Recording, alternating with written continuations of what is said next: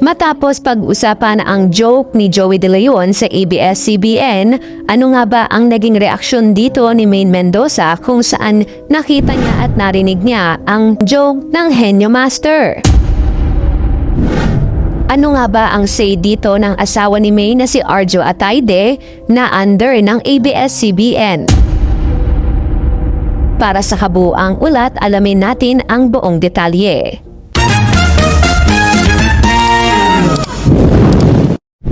Muling naging sentro ng usap-usapan sa social media ang veteranong host na si Joey De Leon matapos magbitiw ng isang biro sa Itbulaga na tila patama sa naging kapalaran ng ABS-CBN. Tsaka hindi na uso yung abs.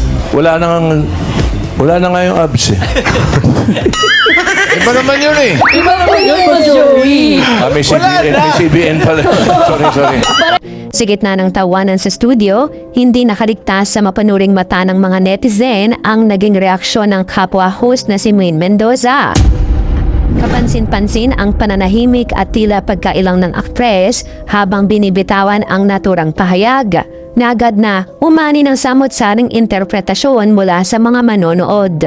Marami ang pumuri sa ipinakitang delikadesa ni Maine, lalo't alam ng publiko ang kanyang personal na koneksyon sa naturang network.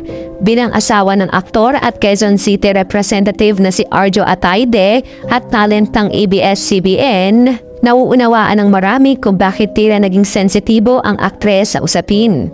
Ang pamilya Atayde ay kilalang may malalim na malasakit sa mga manggagawa ng istasyon na nawalan ng prangkisa. Kaya naman naging palaisipan sa lahat kung ano ang tunay na saloobin ng phenomenal star.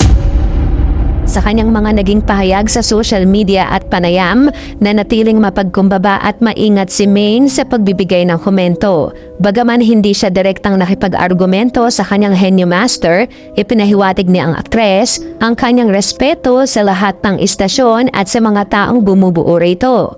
Binigyan din niya na sa industriya ng telebisyon, mas mahalaga ang pagkakaisa at suporta sa bawat isa kaysa sa pagpapanatili ng mga lumang hidwaan sa pagitan ng mga network.